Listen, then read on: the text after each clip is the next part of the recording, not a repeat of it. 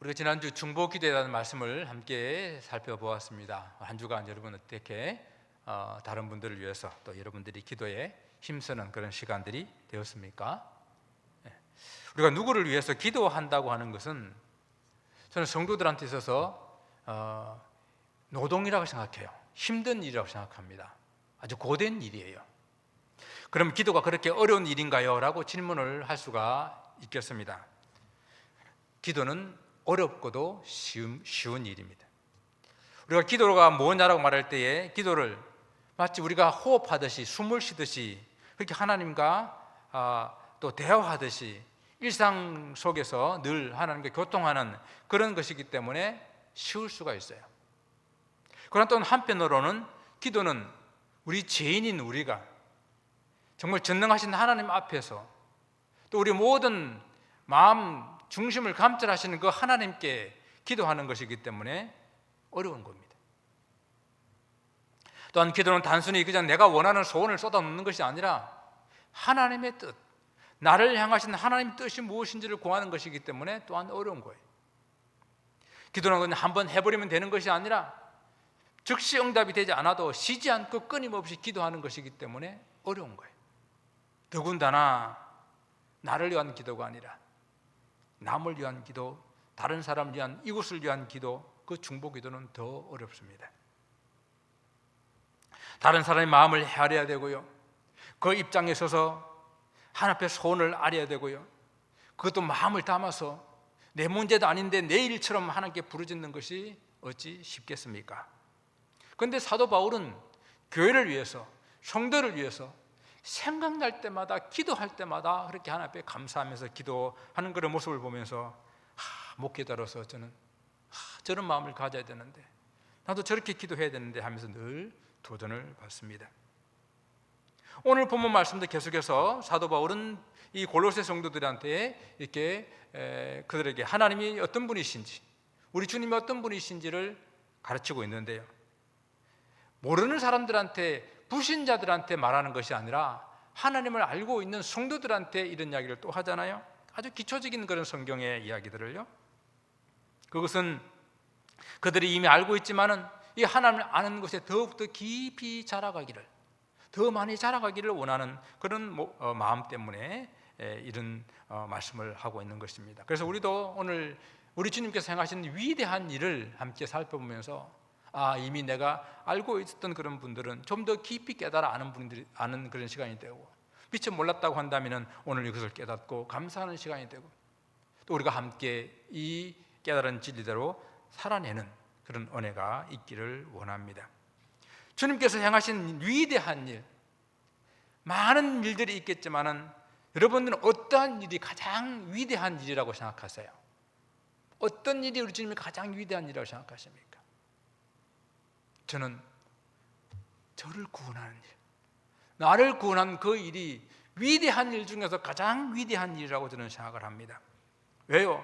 주님께서 베푸시는 그 큰 위대하신 일들이 나에게도 너무도 구체적이고 직접적으로 관계된 것은 나의 구원입니다. 여러분 그렇지 않습니까? 온 우주 만물을 다 창조하시고 온 인류를 다 구원하셨는데 그 가운데 내가 빠지면은, 내가 구원받지 못한다고 한다면은 여러분 무슨 소용이 있을까요? 여러분 이기적인 그런 관점에서 보는 것이 아니라 심각하게 구원의 본질을 생각하면서 한번 고민해 보시기 바랍니다. 내가 그곳에서 빠져버린다면, 다 구원 얻는데 나만 구원을 받지 못한다고 한다면 무슨 의미가 있을까? 우리가 오늘도 예배 신수에서 사도신경을 암송하면서 전능하사 천지를 만드신 하나님 아버지를 내가 믿사오며 그 외아들 우리 주 예수 그리스도를 믿사오니라고 이렇게 우리는 고백을 했습니다. 예수님을 하나님의 외아들이요 또 우리의 주님이요 그리스도라고 고백을 한 것입니다. 우리가 매주일 이렇게 하는 이것이 단지 암송으로 그치지 말고 정말 믿음으로 고백하는 그런 고백이 되기를 원해요. 바울도 골로새 교회 성도들이 가장 먼저 그리고 가장 중요하게 믿어야 하는 것이 바로 예수께서 우리의 구원자가 되신다, 예수께서 바로 나를 구원하셨다라는 이 위대한 일이었습니다. 그래서 오늘 본문은 그 위대한 일, 구원하신 그 일을 이렇게 설명하는데요, 우리를 흑암의 권세에서 건지셨다라고 말하고 있습니다. 여러분, 흑암의 권세라는 이 말은 이 땅이 흑암의 권세 아래 있다라고 하는 거예요. 죄가 들어온 이후에 사람들은 범죄함으로 말미암아 그 죄의 결과인 사망의 권세 아래 있게 되었습니다.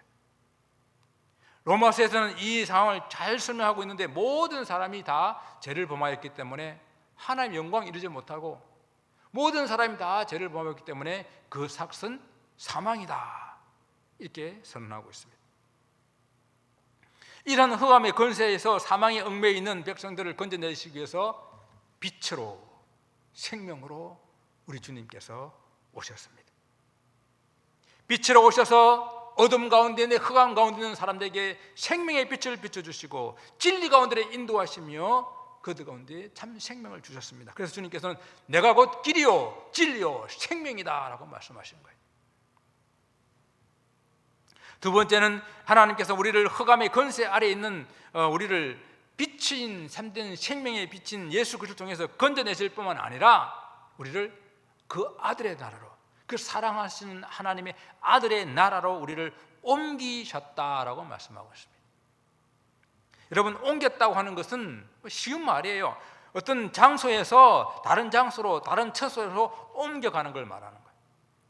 마치 이스라엘 백성들이 애굽에서 종으로 살던 그 애굽에서 주님, 우리 하나님께서 건져내셔서 가나안 땅으로 옮긴, 처소를 옮긴 것, 그 사건을 말하는 것입니다. 쉽게 말하면 이사 가는 거예요. 그래서 우리가 이 출애굽은 항상 우리의 이 구원의 상징적인 이런 사건으로 죽은 죄의 종에서 자유자인 하나님의 백성으로 옮겨온 것을 상징하는 그런 상징적인 사건으로 설명합니다.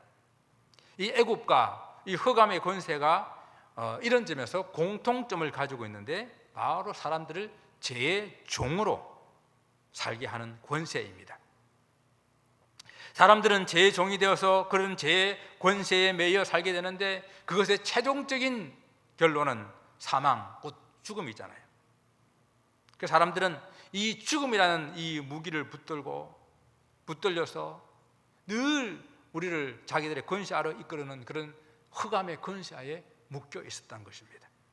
그러나 주님께서는 말씀하셨습니다.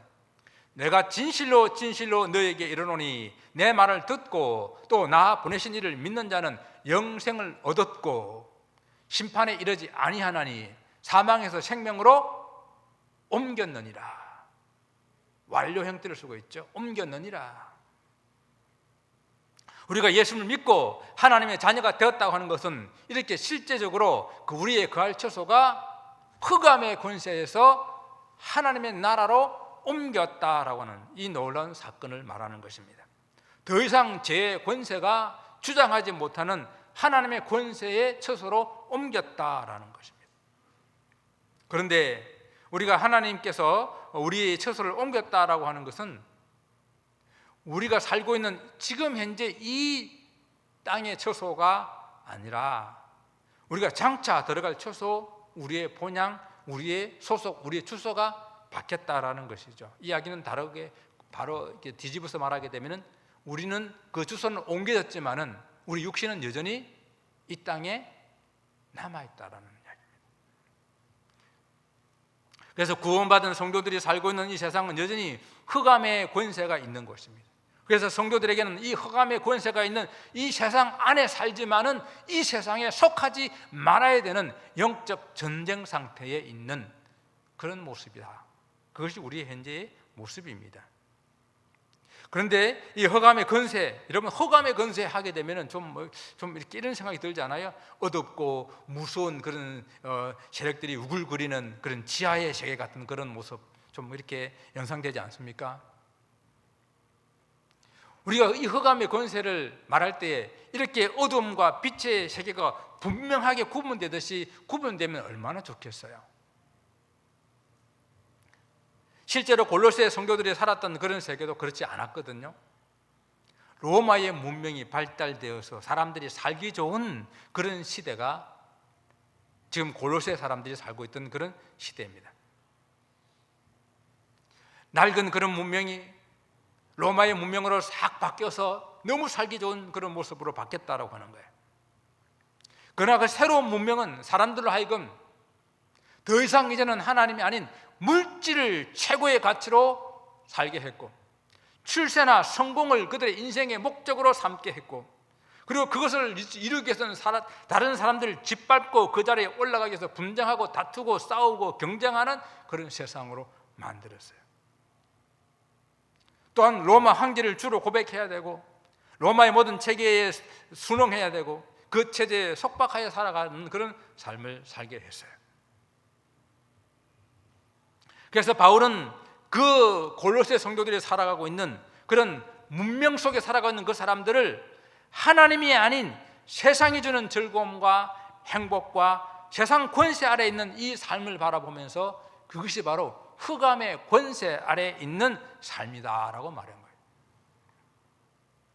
여러분, 골로새 사람들이 예수 그리스도의 복음이 전하기 전에 그들이 아무리 발달된 그런 로마 문명 속에 살아도 예수를 그들 심령 가운데 받아들이지 않으면 여전히 그들은 어때요? 흑암의 권세 아래 사는 삶이라는 것이죠. 또한 사도 바울이 골로새 교회 성도들이 더욱더 그들이 흑암의 권세 아래에 놓여있는 그런 인생이라고 생각한 것은요, 영적인 문제 때문입니다. 많은 영적인 그런 이단의 사상들이 골로새 지역에 골로새 교회를 위협하고 이렇게 공격했거든요. 당시에 유대 율법주의, 영지주의, 또 그들과 혼합된 여러 사상들, 이런 사상들이 바로 영적으로 짓누르는 흑암의 권세들이었습니다. 진리를 가장한 수많은 거짓 사상들에 쫓겨다니게 되는 바로 그런 삶을 산다면 역시 문명이 아무리 발달해도 흑암의 권세 속에 사는 것이다라는 것이죠. 그렇다고 한다면 지금 현재 우리가 사는 세상은 어떨까요? 여러분, 잠시 우리가 전기가 나가니까 깜깜해지는데 초고도화 과학 문명 발달된 그런 세상 속에 우리가 살고 있어요. 사람들은 이러한 문명들을 누리기 위해서 물질을 최고의 가치로 생각하며 그저 물질 쫓아다니며 살아갈 수밖에 없어요. 어떻게 하면 좀 더 높은 자리, 어떻게 하면 더 출세하고 명예를 얻는 그런 자리를 얻을까, 수단과 방법을 가리지 않고 서로 경쟁하며 싸웁니다. 나라들끼리도 조금 더 양보하지 않고 힘으로 모든 것을 다 빼앗아도 아무도 거기에 대해서 말할 수 없는 그런 시대에 살고 있어요. 나의 목적을 이루기 위해서는 다른 사람을 짓밟고 무시하는 그런 세상이 바로 흑암의 권세 아래에 속하는 세상이 아니겠습니까? 영적으로도 마찬가지입니다. 온 것들이 다 신이 되어서 이런 영적 혼합주의의 그런 물결이 온 교회를 휩쓸고 온 세상을 휩쓸어 하나님 아닌 것들이 하나님으로 숭배받고 있는 이런 세상, 모든 종교가 다 구원을 얻을 수 있다라고 말하는 이런 혼합주의적인 세상, 이곳에 우리가 살고 있는 바로 이것이 흑암의 권세 아래에 있는 세상이 아니겠습니까? 바로 이런 세상에서 우리를 어떻게 해요? 건져내어서 하나님의 아들의 나라로 옮겨주셨다라는 것입니다. 그리고 세 번째로 우리가 살펴보고 싶은 것은 바로 예수 그리스도가 우리를 완전한 이런 죄를 속량을 해주셨는데요. 하나님께서 우리를 하나님의 그 아들의 나라, 사랑하는 아들의 나라로 우리를 옮겨주신 이 모든 일들은 그 아들 안에서 우리가 속량을 받을 때에, 제사함을 받게 될 때에 이 모든 일들이 가능하게 된다라고 하는 것입니다. 그래서 보면 14절에 보게 되게 되면 그 아들 안에서 우리가 속량 곧 제사함을 얻었도다라고 말합니다. 그 아들 안에서라고 하는 말은 그 아들 안에서 속량을 받는다고 하는 것은 우리가 그 아들 안에 있어야 된다, 그 아들을 믿어야 된다라는 그런 말이 쉽게 그냥 설명할 수 있는 것이죠. 우리가 그 아들인 예수님을 믿어야만 이 모든 일들이 나에게 이루어지는 거예요. 하나님 아들 예수 그리스도를 믿게 될 때에 우리는 바로 흑암의 권세에서 놓여서 그 아들의 나라, 하나님의 나라, 그 나라로 옮겨지게 되는 것입니다. 하나님께서 행하신 일, 위대한 일 많지만은 그 중에서 가장 그 위대한 일을 바로 우리를 구속하신 일, 이 일로 제가 받아들이며 또 여러분들에게 이 일이 정말 가장 위대한 일이라고 오늘 말씀을 드리는 것입니다. 우리가 이 구속하는 이 일, 하나님의 아들로 말미암아 이루어진 이 구속 일을 우리가 말하게 될 때에 오늘 본문에 보게 되니까 그 아들 안에서 우리가 속량 곧 죄사함을 얻었다 그랬습니다. 여러분, 죄사함이라는 이 단어는요, 죄사함이라는 이 단어는 그냥 사람들이 죄를 지었는데 감옥 밖으로 옮기는 것만을 말하는 것이 아니라 죄의 기록이 완전히 말소되고 그리고 죄의 흔적이 완전히 사라지는 완벽한 석방과 해방을 말하는 거예요. 자, 어떤 사람이 죄를 짓고 감옥에 갔습니다. 그런데 뭐 집행유예라든지 아니면 보석이라든지 어떤 이유에서 잠시 바깥으로 나온다고 했을 때에 비록 감옥에서 바깥으로 나왔지만 여전히 그 사람은 죄인이에요.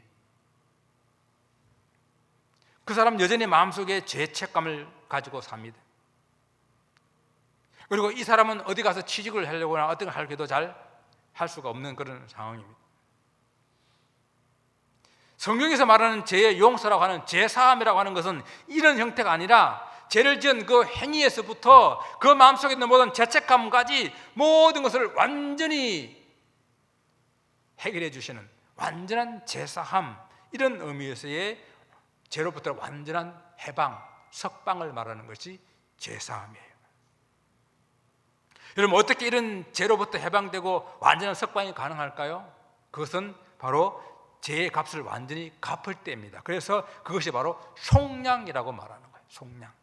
그 아들 안에서 우리가 속량을 받아서 그래서 곧 죄사함을 얻게 됐다라고 하는 거예요. 속량. 어떻게 우리는 이런 속량이 가능할까요? 완전히 해결을 받는 이런 속량, 그것은 십자가입니다. 예수님의 십자가는 우리의 모든 죄로부터, 그리고 모든 죄책감으로부터 우리를 속량해 주셔서 우리를 제사해 주셨다라고 하는 것입니다. 우리는 죄의 종이 되어서 그 어떤 상황이나 어떤 조건이나 어떤 힘으로도 우리는 이 죄의 종이 된 이 신분에서부터 해방될 수 없는 그런 존재들이었습니다. 죄의 삭은 사망인데 어떤 사람도 이 사망의 문제를 해결하지 못했습니다. 오직 예수 그리스도께서 십자가에서 모든 인류의 죄를 대신하고 죽으시고 다시 부활하셨기 때문에 오직 그분만이 이 문제를 해결하신 거예요. 예수 그리스도의 십자가에서 모든 인류의 죄를 다 대신 지시고 죽으시고 다시 부활하심으로, 그래서 십자가만이 우리의 모든 죄를 해결할 수 있고 우리 십자가만이 우리 죄의 값을 완전히 속량할 수가 있는 것입니다.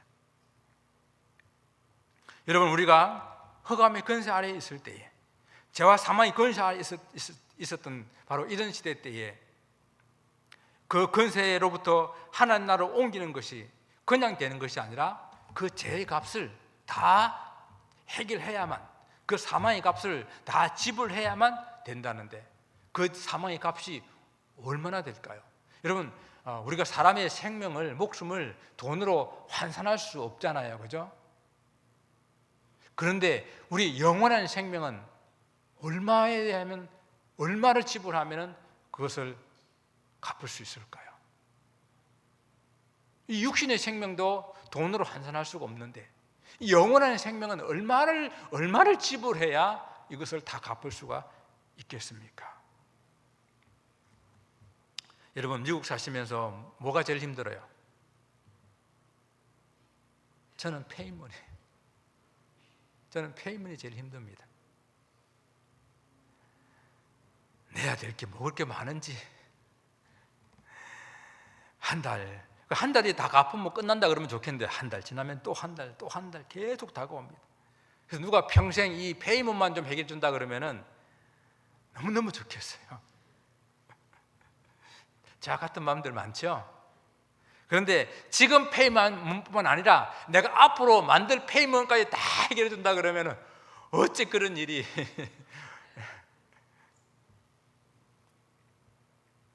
사마리아 여인이 예수님을 만났어요. 그때 주님이 이렇게 말씀하십니다. 내가 주는 물을 마시는 자는 영원히 목마르지 아니하리니 내가 주는 물은 그 속에서 영생하도록 솟아나는 샘물이 될 것이다 라고 했을 때에 여인이 눈이 바짝 뜨인 거예요. 아니, 그런 물이 있다고요? 그런 물이 있다고 한다면 주여 그런 물을 내게 주사 목마르지 않고 또 여기 물을 기르러 오지 않게 해 주소서라고 부탁을 합니다.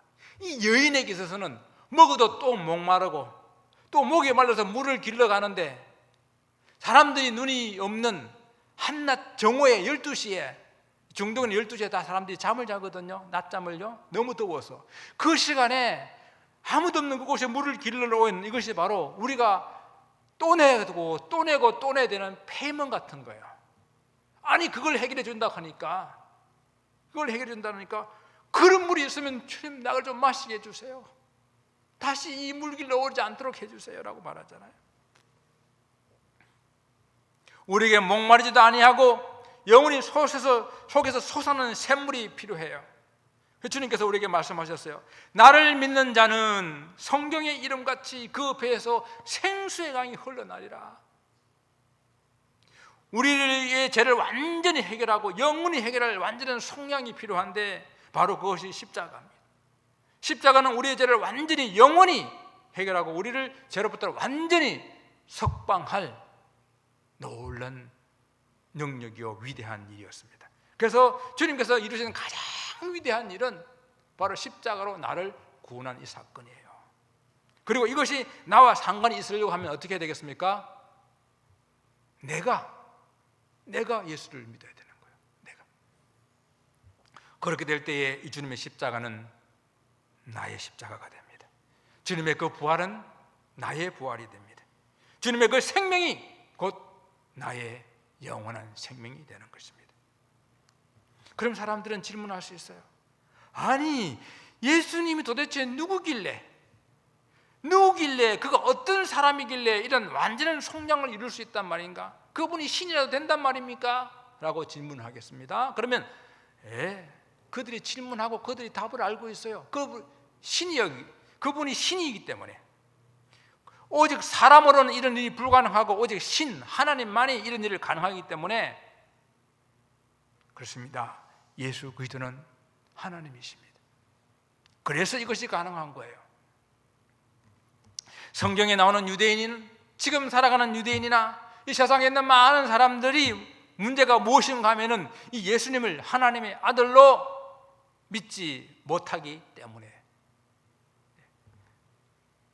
예수님을 그냥 단지 한 유대인으로 보기 때문에 자기 역사 속에 있었던 한 그런 유대인 사람이기로 보기 때문에 유대인들이 예수님을 믿지 못하는 거예요. 여전히 그들은 죄의 문제를 해결할 수가 없습니다.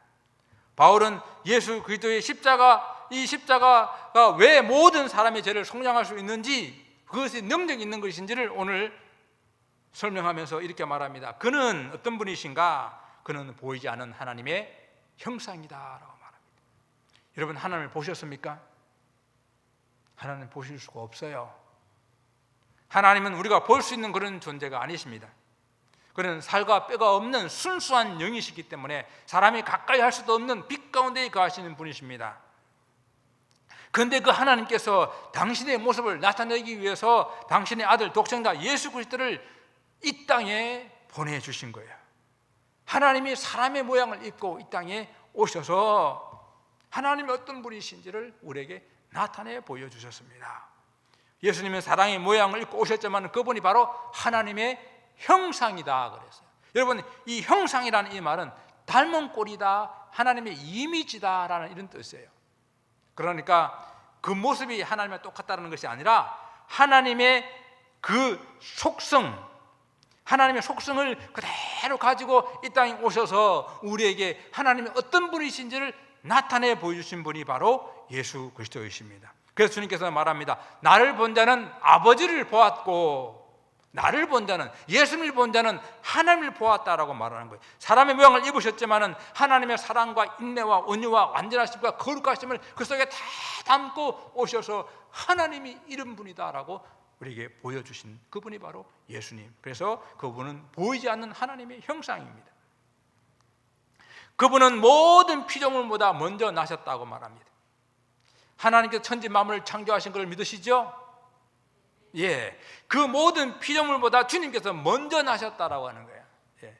예, 먼저 나셨다는 이 말을 잘못 이해하게 되면은 예수님도 그러면은 창조된 피조물인가? 이 말이 아니라 여기서 예수님은 하나님께부터 나오셨는데 그래서 하나님의 아들이라고 부르는데 여기서 먼저 나셨다라는 이야기는 시간적인 순서가 아니라 우선순위, 지위나 존재에 있어서의 어뜸이 되는 그런 의미에서의 먼저 나신 분이시다라는 그런 의미입니다. 다음에 세 번째는 만물이 그에게서 창조되었습니다. 바울은 한 걸음 더 나아가서 예수님께서는 피조물이 아닌 피조된 모든 만물과 구별된 우선적인 그런 존재일 뿐만 아니라 만물이 그에게서부터 창조되었다. 만물이 그에게서 그로 말미암아 창조되었다. 곧 그가 창조주 하나님이시다라고 말하원. 자, 우리가 잘 알다시피 하나님께서 천지 만물을 창조하실 때에 내가가 아니라 우리가 우리의 형상을 쫓아 우리의 모양으로 사람을 만들자. 천지 창조 때부터 삼위 하나님이 함께 하셨다라는 이야기입니다. 그래서 예수 그리스도께서 하나님과 함께 천지 만물을 창조하신 창조주이기 때문에 만물이 그에게서 창조되고 그로 말미암아 창조되었다라는 말씀입니다. 요한복음에서도 1장 3절에서도 만물이 그로 말미암아 지은 바 되었으니 지은 것이 하나도 그거 없이 된 것이 없다라고 분명히 선포하고 있지 않습니까? 여러분, 이것이 당시 유대인들에게 뿐만 아니라 로마인들에게 선포되었을 때 이것은 놀라운, 사람들에게 감당하기 어려운 그런 선포의 말씀입니다. 왜? 예수님이 하나님이라고 선포하고 있는 거예요. 네 번째는 만물이 그를 위해서 창조되었다고 말합니다. 하나님께서 예수님과 함께 천지 만물을 창조하실 뿐만 아니라 창조하신 모든 그 만물이 예수님을 위하여 창조되었다. 이 이야기는요, 하늘과 땅에 있는 모이는 것들과 보이지 않는 모든 것들, 천사들과 그 모든 영의 권세들 다 우리 주님과 함께 창조되었지만 또 주님을 위해서 창조되었다는 말입니다. 이 이야기는 모든 주권과 권세가 우리 주님께 있다라는 말이에요. 그래서 세상 모든 권세가 우리 예수님께 위임되어서 그 예수의 무릎 앞에 다 무릎을 꿇는, 그 발 앞에 다 무릎을 꿇게 되는 모든 권세와 권위가 우리 주님께 있다라는 이 말씀입니다. 그래서 히브리서에서도 예수님을 마지막 날에 만유의 상속자로 세우셨다고 말하면서 그로 말미암아 모든 세계를 지으셨다라고 선포하고 있습니다. 자, 그렇다면은 우리 주님께서 그 당신의 십자가로 우리의 모든 죄를 완전히 속량할 만한 충분한 능력이 되십니까? 하나님이시기 때문에. 그분은 만물보다 먼저 나신 분이시오, 만물을 창조하신 분이시오, 만물이 그분 위해서 창조됐기 때문에 모든 권세가 그분 앞에 있습니다. 하지만 우리의 죄값을 속량하시기 위해서 그 모든 권세를 다 내려놓으시고 우리와 같은 인간의 모양으로 인간의 모습을 입으시고 이 땅에 오셨습니다. 그리고 십자가에 그 당신의 살을 찢으시고 그 피를 흘리셔서 우리의 모든 죄값을 대신하여 다 갚으셨습니다. 그리고 그분은 선포하십니다. 다 갚았다. 우리가 갚아야 할 모든 죄의 값을 그분이 다 갚았다. 사랑하는 성도 여러분, 흑암의 권세로부터 우리 모두는 사랑하는 하나님의 아들의 나라, 그 하나님 나라로 우리 모든 주소가 다 이미 옮겨졌습니다. 이것이 주님께서 우리를 향해서 가장 위대한 일 중에 위대한 일이에요. 그런데 이 위대한 일이 나의 일이 되려고 한다면 어떻게 해요? 내가 이 예수님을 나의 구주로 믿어야 한다는 이야기입니다. 그리고 우리는 예수님을 더욱더 깊이 깨달아 알아야 합니다. 우리 주님께서 이 위대한 일을 행하시고 우리에게 말씀하시기를 아직도 이것을 알지 못하는 사람들에게 나와 함께 이 위대한 일을 함께 좀 하자 말씀하세요. 사랑하는 성도 여러분, 우리 빚을 다 갚아주신 주님과 함께 또 다른 사람의 빚을 갚기 위한 이 새 생명을 살리는 이 위대한 일에 함께 동참하여 정말 주님께 기뻐하시는 그 삶을 살아가기를 주님의 이름으로 다시 한번 권면하며 축원을 드립니다. 기도하겠습니다.